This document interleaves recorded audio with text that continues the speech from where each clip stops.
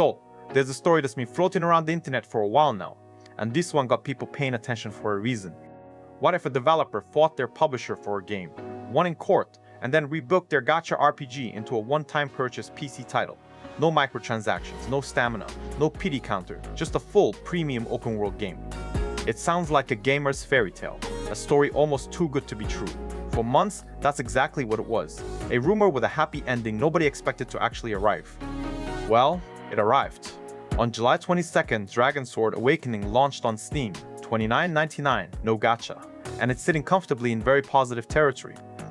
So today, I want to walk you through what this thing actually is. We're gonna look at the story behind it, break down the gameplay, and talk about what really happens when you take the gacha out of the machine. Because this isn't just a review. It's a case study of an idea that finally got tested. Is this the kind of game we've been waiting for? And more importantly, is the model itself worth copying?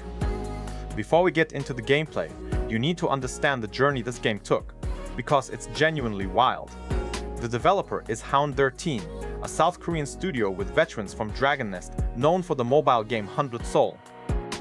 Back in January of this year, they launched a live service gacha game in Korea called DragonSword, published by Webzen. 1 month later, it fell apart. Hound13 says, Webzen failed to pay the minimum guarantee, the MG, that the publishing contract required and terminated the deal in February.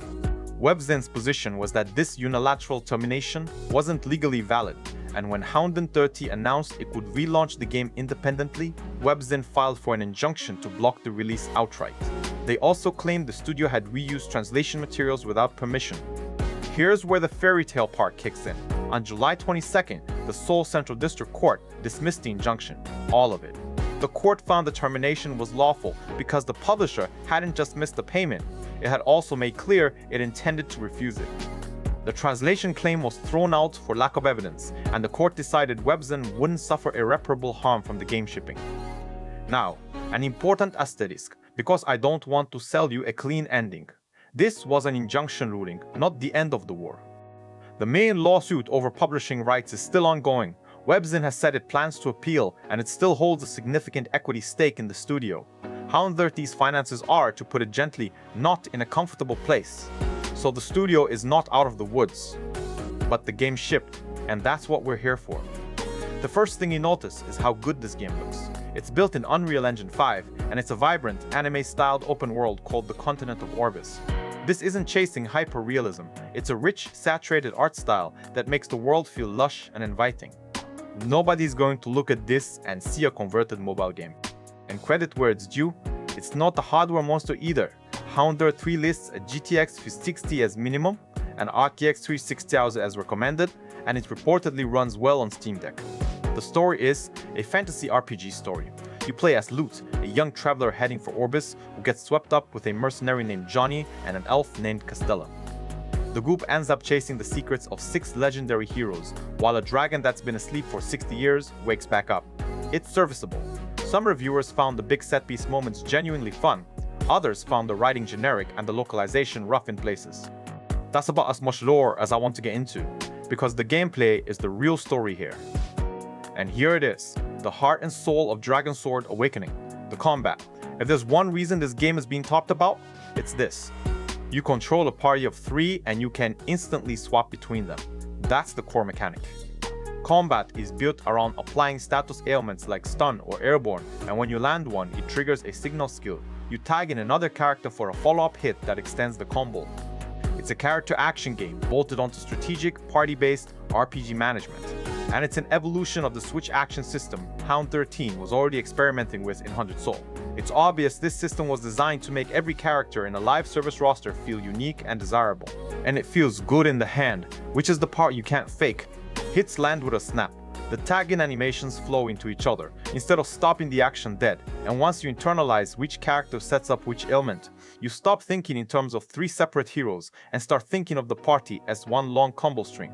Hound13 also spent the demo period tuning controls and camera behavior based on player feedback. And while the camera still panics a little when 3 large enemies crowd you at once, the launch version is noticeably tighter than what people were playing back in June. But here's the magic of the conversion. There are 19 playable characters, and you don't roll for a single one of them. You unlock every character through main story chapters, exchange rewards, and normal play. That one change reframes the entire system. It's no longer about tempting you to spend. It becomes a deep mechanic that pushes you to experiment with your roster and actually master the flow of battle, because there's no shortcut and no wallet involved. If you're finding this breakdown of a game's design and its surrounding industry story interesting, make sure to hit that subscribe button. We're always covering games that do things differently. And let me know down in the comments, what do you think about this model of converting a gacha game? Is this something you'd want to see more of?